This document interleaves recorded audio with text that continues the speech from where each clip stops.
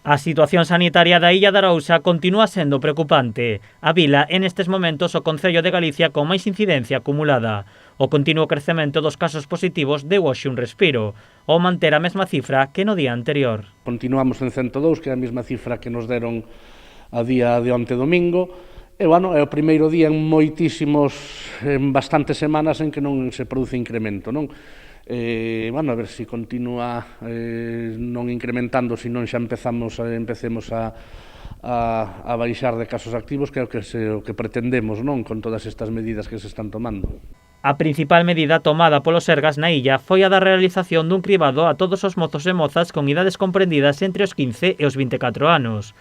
Presentáronse máis do 65% e o resultado deixou tan só un positivo.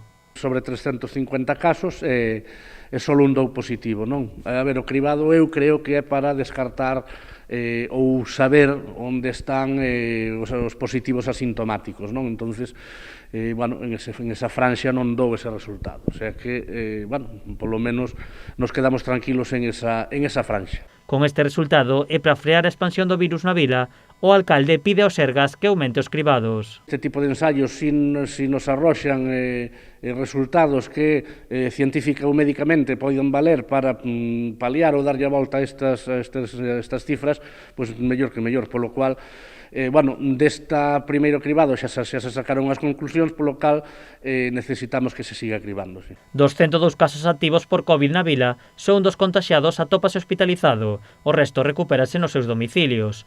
O Concello xa ten suspendidas todas as actividades culturais e deportivas. Ademais, o goberno local mantense en contacto co xerente da área sanitaria para coñecer a evolución dos contaxios e tomar as medidas necesarias.